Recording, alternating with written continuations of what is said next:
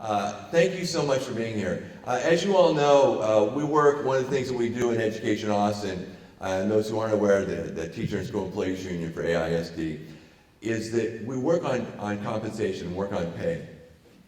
And over the last couple of years, we've just been racking our brains. How do we compensate teachers for the hard work they do when we're not receiving anything from the state?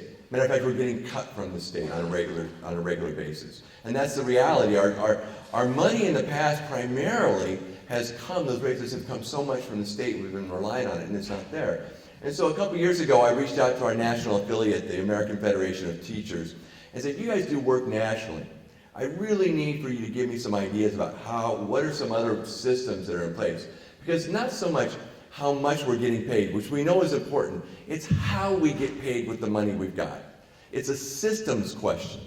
And so they came to us with some ideas, and I started talking, and we saw some systems out of Baltimore City and Cleveland. And so I brought that to the district and said, we need to think about this differently.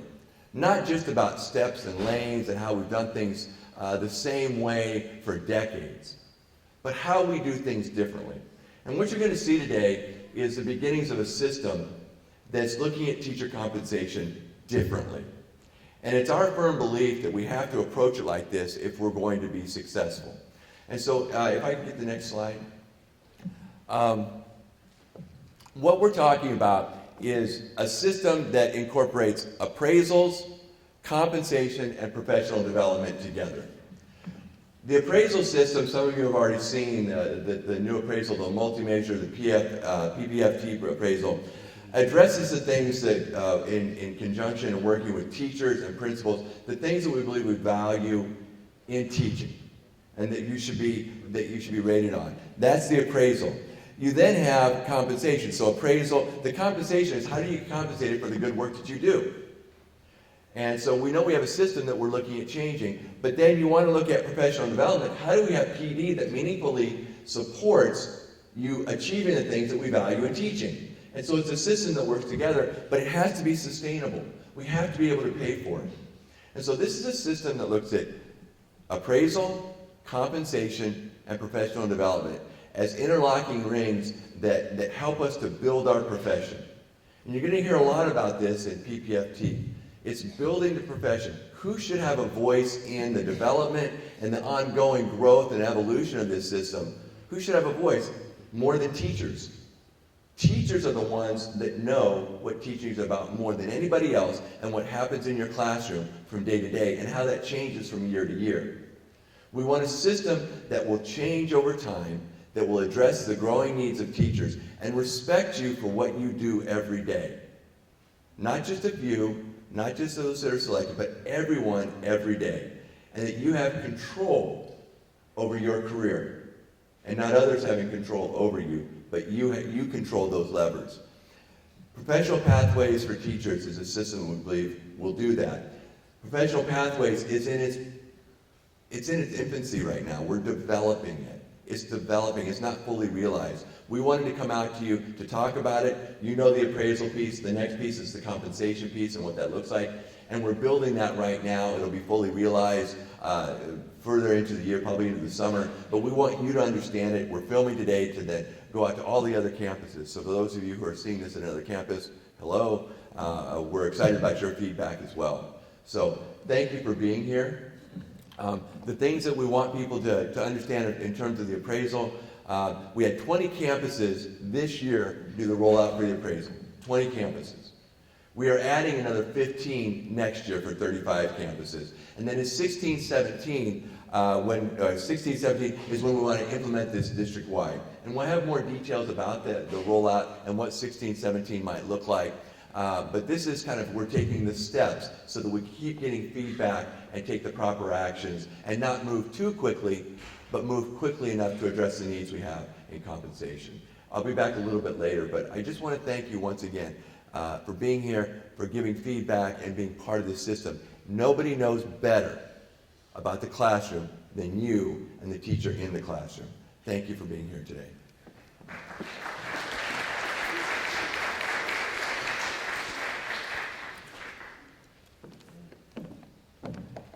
Good morning. Again, my name is is Kimiko Krekel. I'm the Executive Director for Educator Quality. I have been with Austin ISD for 21 years now. I was a teacher at Burnett Middle School, Lanier High School, and then an administrator in the district before moving to central office. I say all of that to tell you, in 21 years, I never really looked at teacher compensation deeply to see what did it look like. To me, it was just like how I got paid. You know, I had no control over it. It was what it was. I never really looked at it. So let's take a look at what the Austin ISD salary schedule looks like. So how we pay teachers right now is steps and lanes. You actually have a handout that shows the steps and lanes. At the top it says Austin Independent School District 14-15 salary schedule for teachers. And if you take a look at that, the steps are the 1, 2, 3, 4 going down the left side. The lanes are the columns, and there's actually more lanes because there's a master's lanes and a doctorate lanes. Probably 90% of school districts throughout the nation pay on steps and lanes. And what does that mean? You really get paid for two things. You get paid for your years of experience and whatever advanced degree you have. That's pretty much how it goes. Other ways, if you can go back, other ways that we compensate teachers is through stipends. So you could be a coach, you could be a National Honor Society. There are different stipends that we have in the district. That adds to the pay, only available to a few people, and usually the people who have those hold on to them for a really long time. So that's another way that we compensate. And then, of course, you're well aware of the REACH program, which was a strategic compensation program that we implemented through a grant, and as you are well aware, that grant is ending. So all of these things are how we compensate teachers in AISD currently. So what I'd like for you to do right now is really take a look at that side of the handout, the side with the steps and lanes. Take about 3 minutes to look at it, talk with a partner that's close to you, and talk about what you see. What are your observations about it? I want to give you about 3 minutes to really look at it.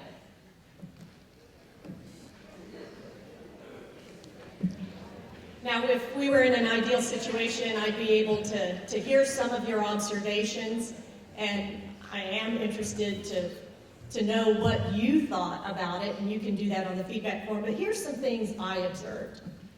So we actually have a really competitive starting base. If you look at the districts around us, our starting base is actually higher than the districts around us. So the starting pay is actually pretty good. After 1 year, you get a bump, right? Did you see step 1? Or the step that has the 1 through 4 years? That's 1 to 4 years completed. And you're going to get an extra $105 a year. Not for all 4 of those years, just once. So basically, you're on a salary freeze for 4 years. And that equals, by the way, $8.75 a month. Then after you complete 4 years, so your 5th year of teaching, guess what? You get another $8.75 a month. So now you're up.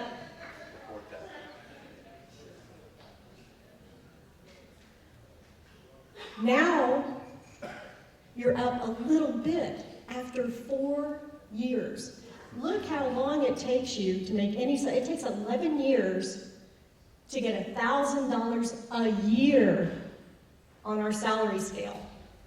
And I will tell you what's disturbing about that is that there are surrounding districts you can go to and in 3 years earn that same amount. We can't continue to be competitive and keep our best and brightest in Austin ISD if we continue with the same salary scale. We do very well at the front end. We do very well with the people who stay with us for 40 years, because that's the high end on our salary scale. But we've got to find a way where we have that inequity in the steps. We've got to address that. That's one issue within that salary scale. If you flip it over, it will show you some of the things that I analyzed on the back as I started looking at this. And again, I've looked at this, I've looked at surrounding districts, the big urbans, just try and see where we stand. And we do some good things like the starting salary and recognizing, people who stay with us a long time, but we've got to address some other things. So why, in addition to that, should we think about change? These are some of the things that we think are important. As a teacher, you should be able to have some ownership in your salary. It's not just about what's given to you. Like, we're going to say you have 3 years of experience and you have a bachelor's degree, and this is what you get paid. Don't care what else you bring to the table, how well you do, that's it. There's no ownership in that. Again, we have the competitive salary that doesn't progress. And it's about time we honor teaching as a profession. We've got to pay teachers as professionals. And we've got to decide what that means and what that looks like. And Ken mentioned a little bit about the financial picture and the sustainability. And yes, there are some things happening in the legislature right now that might infuse a little bit of money. Guys, it takes a lot of money to give you a small salary raise. So it's not just about doing the same old thing. All right? We've got to change. And we know change is really hard because you don't know what it's going to look like. You don't know how it's going to play out for sure. But if we continue doing the same thing, we're going to get the same results. We could try and take the extra money and just throw it in a raise, and then all of a sudden you get, another 1% raise. But we still have the inequities in the steps. You still have no ownership in your salary. And stipends are going to just a few people. What's a better way to really honor the teaching profession, to give you some ownership in the salary? These are all the things that we struggled with as a work group, and things that I will tell you we are very passionate about. I was told by Ken when I left the classroom at Burnett, along with a lot of colleagues, don't ever forget where you came from. I am a teacher first and foremost, and I think it's time that we really honor teaching as a profession. And I hope you see that reflected in this work.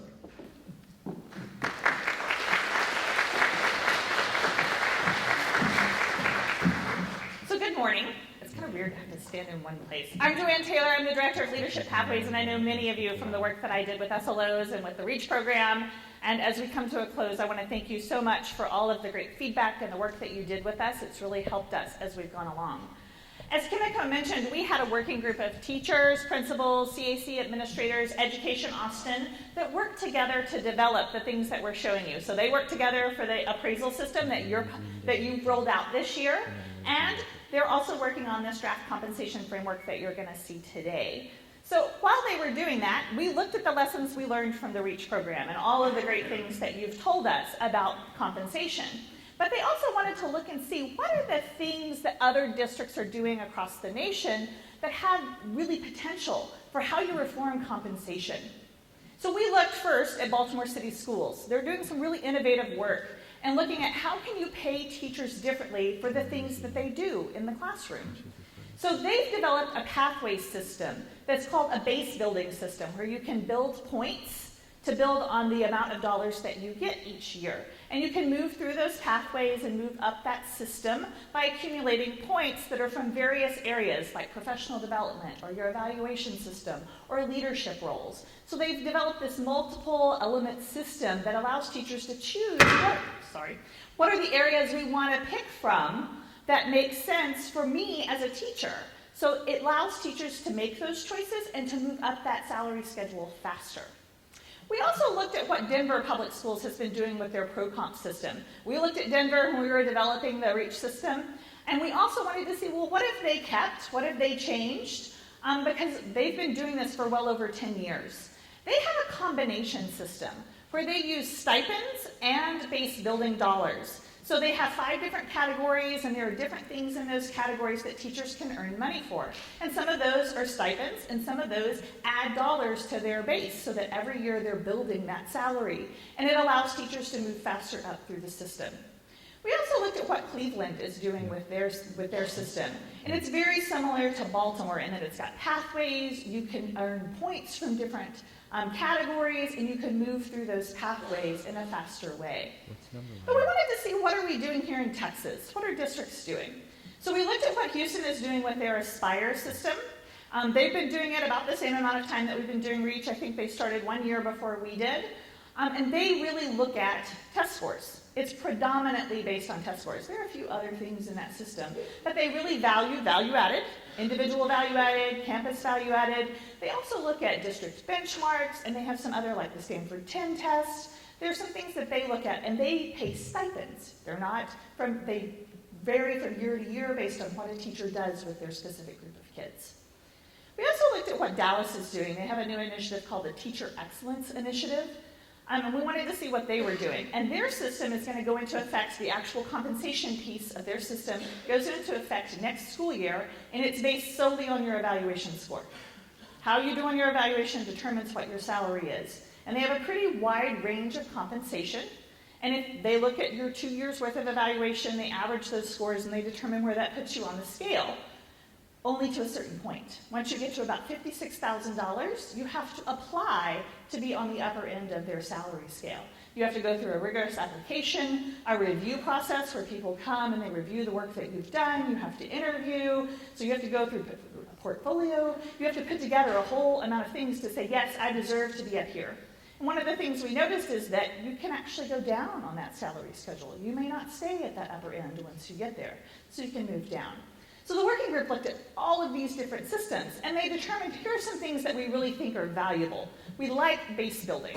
We like what a base building system does, and we like the idea of multiple elements to earn points from. That's something that makes a lot of sense. Teachers get to choose the things that they're doing that make sense for their career. We really liked that element. We like the idea that teachers could move up faster in these salary systems. We also really like the idea of teachers having ownership, where you have those choices that you get to decide, and it's not determined by just years and your degrees. We didn't like systems that had one element, essentially, that were heavily, predominantly one thing, like test scores or evaluation. We wanted to make sure that we had a system that really reflects what it is that goes on in teaching, and we didn't feel like those systems did. And we didn't like systems that allowed us to go backwards in pay. We want teachers to know what you're going to earn. It's not fair for you to wonder, well, am I going to go down next year? Am I going to have to make some adjustments to my own budget? And that's not something we thought would be a good thing to do. So based on all of that information, the working group developed a compensation framework, and this is a draft. We worked a long time trying to figure out what are the right things that we want to include. And so what you're seeing today is our draft compensation framework. It's based on base building, so those same things that we saw that we really liked in those other systems. It's based on accumulating points from different categories, and you have in your handout the 4 categories and different kinds of things that you can earn, and I'll show you that in just a second. So you can earn points from different categories and build your base, and it allows you to move up faster through that salary schedule. So those inequities that Kimiko talked about in the middle part of the scale, we could eliminate with a system like this. In order to do a system like this, we would need to move stipends into the point system, so they would become base building. Instead of a yearly add-on, they would become part of what you earn from year to year. Now we know there are some stipends we may have to keep in place, like coaches' stipends, because of the work that's involved in that, but we really want to think about how can we build your base, and moving those stipends in there would allow us to do that. So that's sort of the draft compensation framework that we came up with, thinking about all of the things that we researched and the things that we did. So, in your packet you have the 4-quadrant page that has the 4 categories that the working group has identified. We worked a long time trying to figure out what are the right categories for doing this, and then possible places where you can earn points under those categories. Over here on this part of the slide, you'll see that we have a graphic of our opportunity pathway. So you can move up through the system, move through that based on your point accumulation. So it starts down at the foundation level, those foundation stepping stones, and you'll see that there are 3 colored stones there. There's green, blue, and yellow.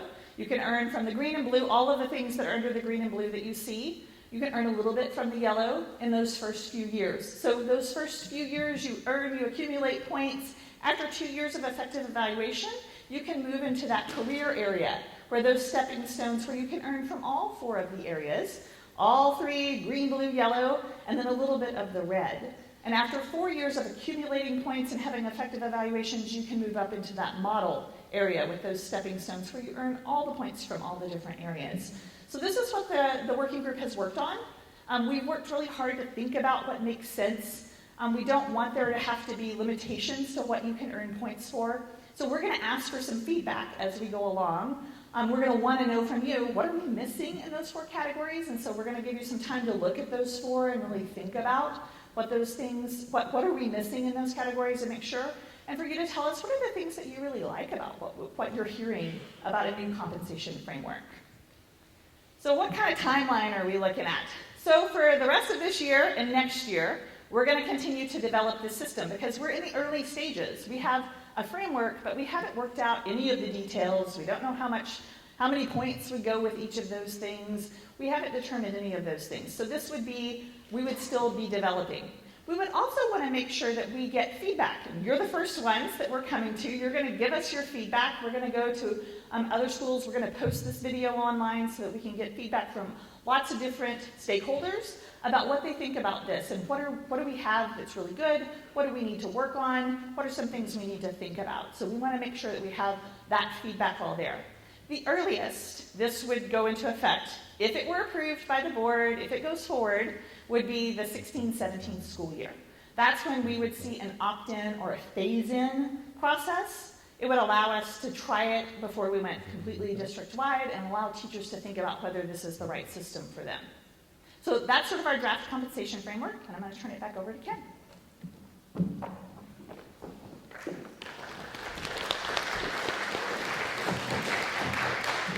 Thank you, Joanne. That's a lot of information because we've been working on this really from my first outreach to AFT and then to the district. Education Austin and AIC have been working with this with AFT for about a year, a little over a year now. And that's a lot of information to have to pack into a couple of minutes. And we'll get more information as it develops, and I appreciate your attentiveness and participation here today. And participation is kind of where we're moving to. We can't move forward with this work without feedback from teachers.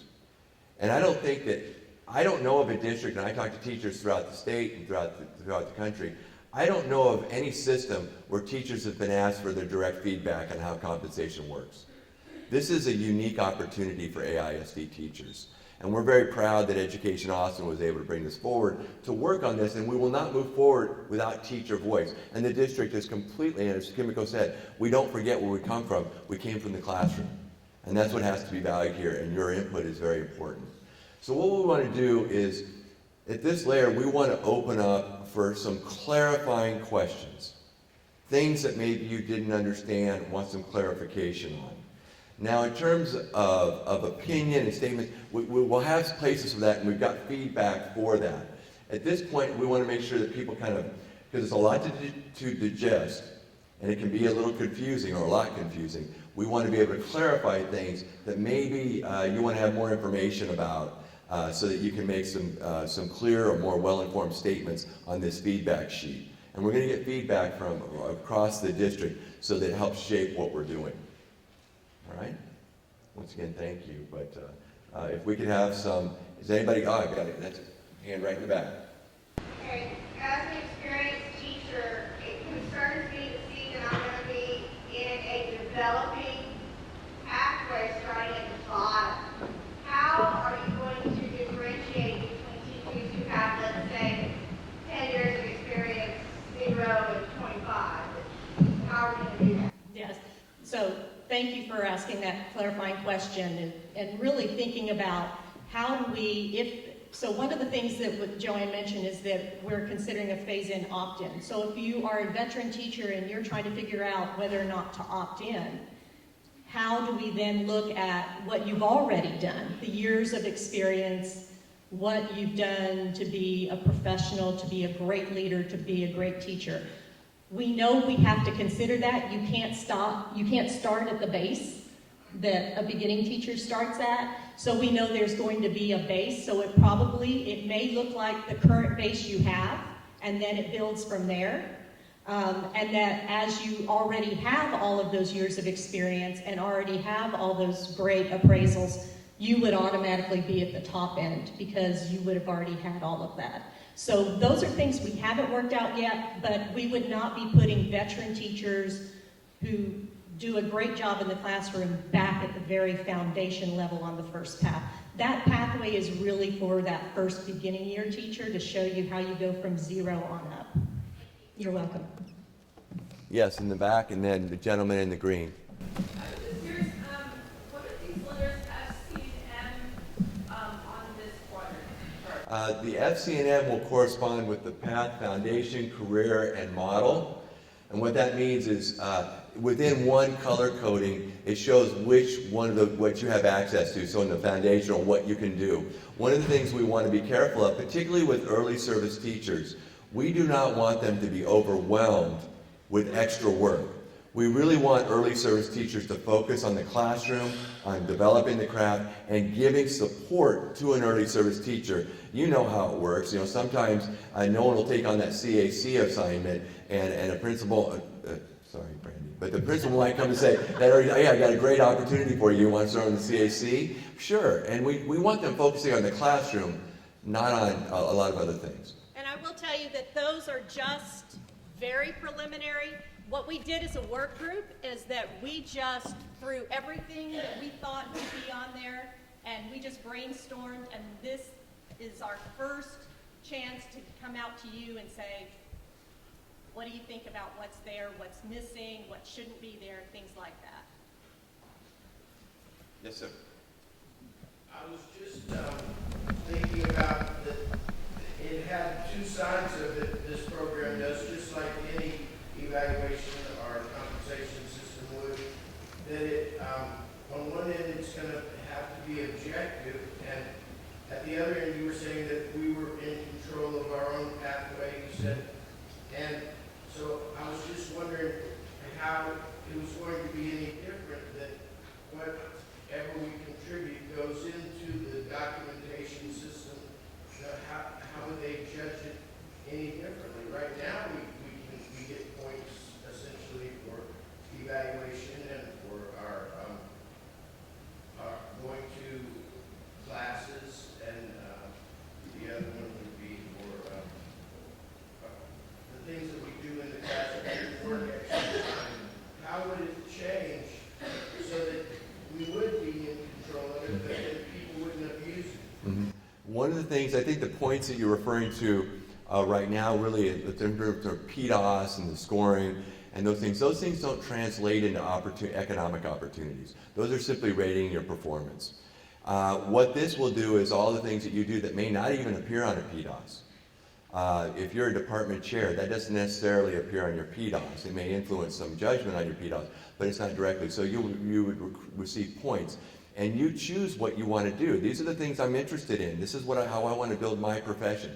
And the things you choose to do or choose not to do impact the points that you acquire, which then directly would relate, would connect to the potential for pay.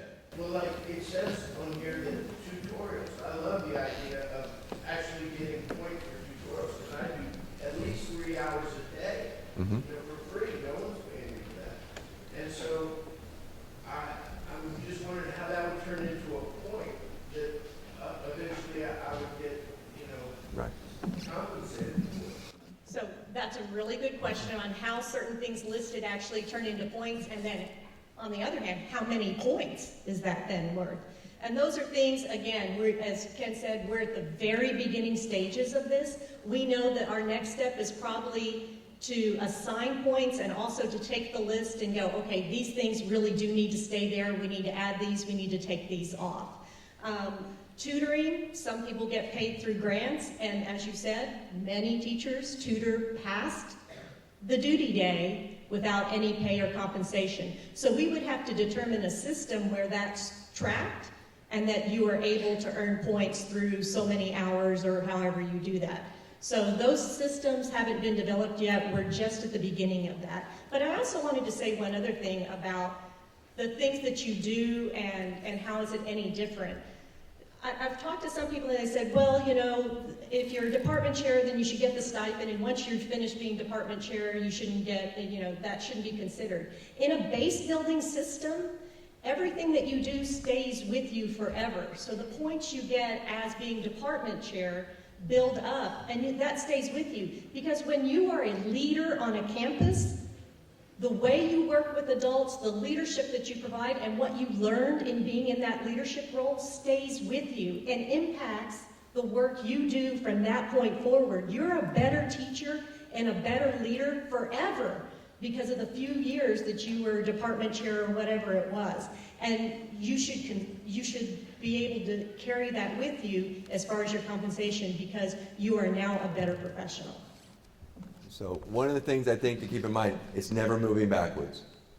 So if you give up something or doing something, you don't move backwards in this system. You keep moving forward. And so this, along with other questions, because I see about 5 hands up, and I want to try to get to them, we can help clarify and actually follow up with some more. And more of this will become more apparent as this fills out and becomes clear as we assign points. And the things that are designated up here on those different categories can change, can drop out. We can add stuff to it as well. I want to try to be mindful. I know I've asked a question in the back.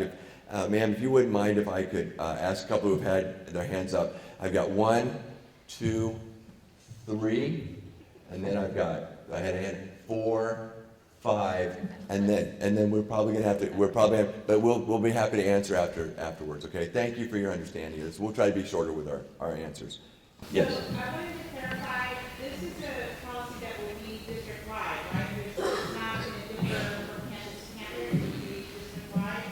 So is there going to be an opportunity, a formal opportunity for teachers to participate in, I know you're saying we want our feedback, but, sort of like think tanks or something like that, where we have representatives from campuses who might bring our own sort of, issues and questions or considerations for each campus, because our district is so, different across staff.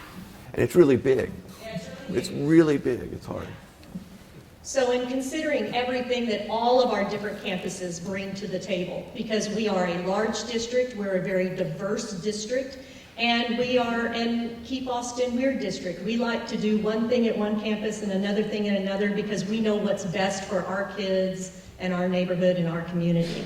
So again, this is our first opportunity to bring this out. I can't thank you enough for being part of this first feedback session. And yes, as we take this forward and we get this feedback, we refine, we'll find other opportunities to be able to bring teachers together.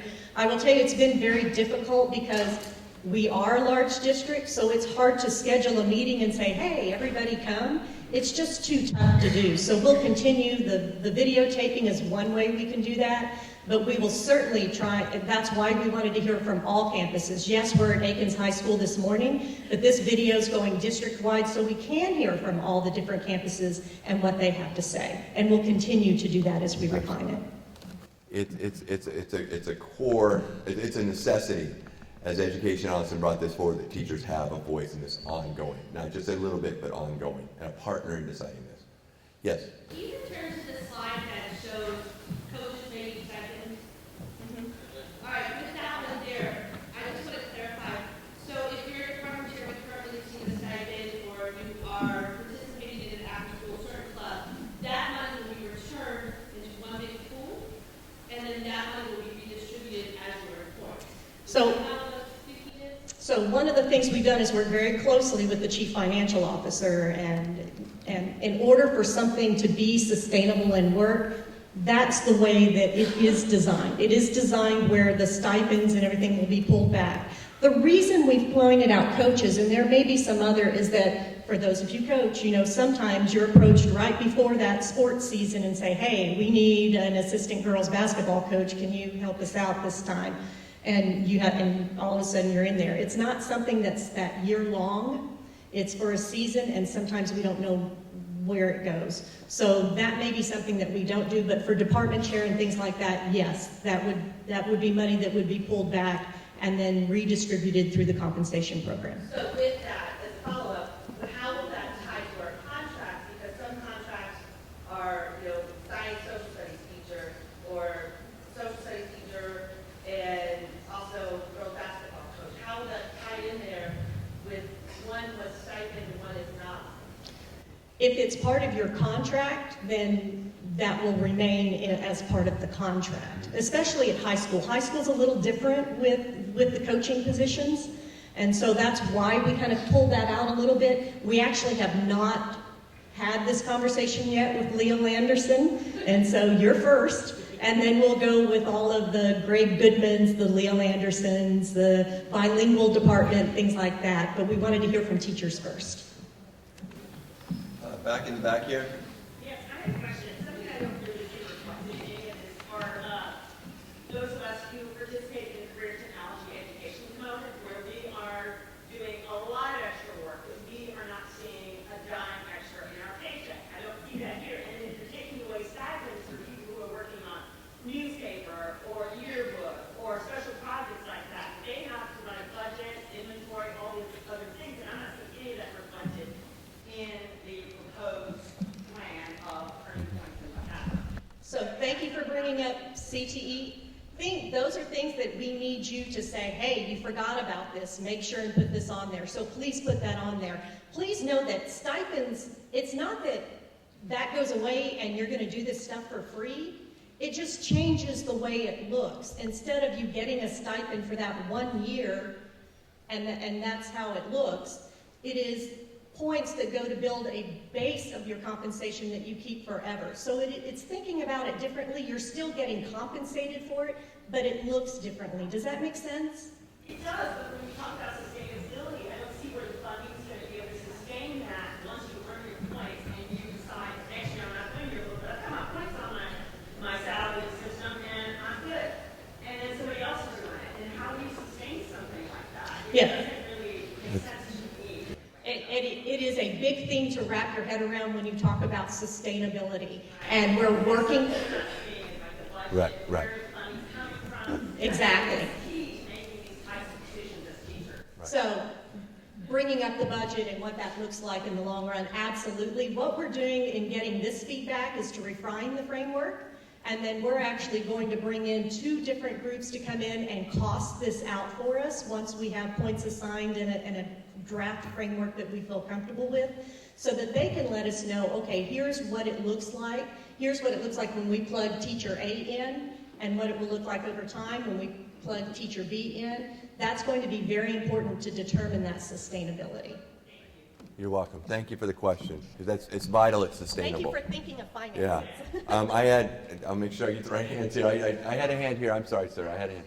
I was just going to ask about the funding too, because of the REACH process, it was a temporary, it was temporary. So this is something that we're talking about for long term, and I just was wondering how you guys were going to be able to fund that for. I think that's something we've grappled with from the very beginning of this, because this is not programmatic. This is systematic change. Programs come and go. Systems are what you implement to run the district. And it's very different in our approach. We can't do this unless it's sustainable district-wide. And we have by realigning stipends, by compressing or moving away from 42 steps, which makes an impact. By looking at the potential of a TRE that's out there that we still have access as well. And we have examples of how some of this was costed out in other districts, and some of the expense, which will be different here, but how they were able to make that sustainable in costing it out. So, if I had this hand, and Coach, then I'll get to you. I'm sorry. I'm sorry. I'm trying to keep people in order. I apologize. Yes, sir. I just wanted to emphasize what Laura was saying about the science, and for anybody who wants to do something that we figure 9 hours or whatever, it may not be such a bad thing to go backward if you're not doing that activity anymore.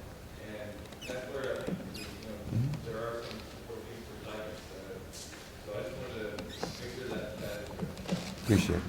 So I'm a former band director at Lanier and Burnett.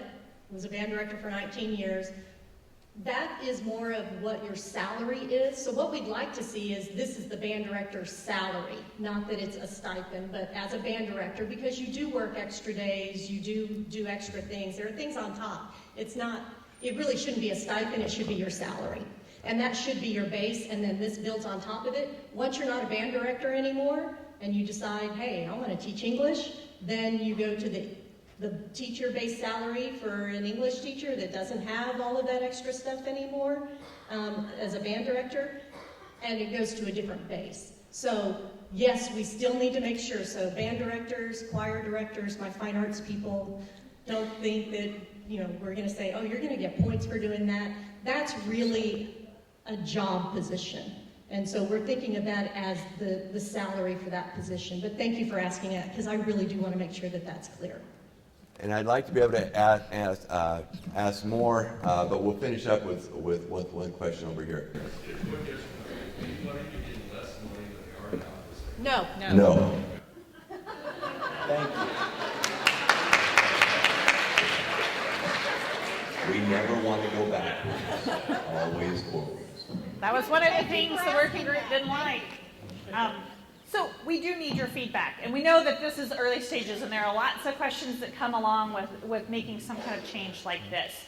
So we want to make sure before we do all the other things that we had everything included. And so we have given you at the back of your packet a feedback form that we'd like for you to fill out, and it has 3 questions on it. It asks you, what are we missing from those 4 categories? So what did we forget? So we've already heard a few things that we need to add to that. So what are the other things that aren't there? Because we need all of your brains to help us find all of those things that you should be earning points for. So that's one of the questions. What did you like that you heard today? What are things in this system that you're excited about? And then what kind of lingering questions do you still have? So we can put together an FAQ and help people understand those different things. So I'm going to give you, we're going to start with 10 minutes, and we'll see where you are. Give you 10 minutes to sort of fill that out, and then we're going to pick those up and take them back and make sure that we address all of those. So what are our next steps? Our next steps, we've told you we've got a work group who's working on this, principals, central office, the teachers. We're going to take all your feedback. We're going to talk through the work that we've done, what you have given us as feedback, what everyone who's watching this video has given us feedback, and we're going to continue to refine this. There is a website where you can learn more about PPfT. Akins High School probably already knows about this, so if you just do austinisd.org/PPfT, and you can look more about the whole system and what it looks like. And one thing I want to talk about with this last slide is that it really is about you owning where you're going to go. One of the really important things to the work group was honoring the teacher who wants to stay in the classroom, where they didn't need to see the only way to get paid better was to go into an administrative position. And I have a lot of friends who needed to make more money, and the only way they could do that was to leave the classroom. And they were amazing teachers, and they didn't want to leave the classroom, but they had to make more money. So they either left teaching completely or they went into administration. We have to find a way to keep our great teachers who want to stay in the classroom in the classroom. That's a pathway that they would choose. If you want to go into administration, we need to give teachers more opportunities to do that and help grow you. If you want to be a campus leader, there needs to be options for what you get to choose and own. And whatever pathway your pathway looks like, that's what you should be able to do. And that's what was important to us in this Professional Pathways for Teachers look.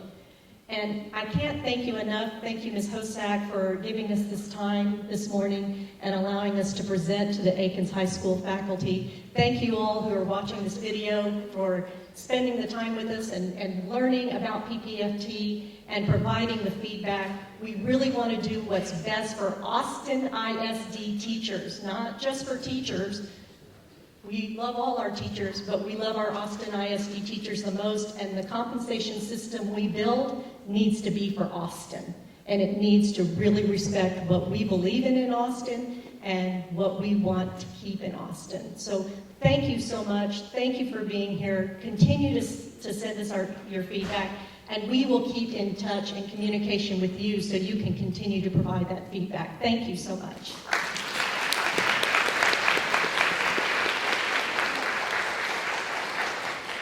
Thank you very much for today. We appreciate it.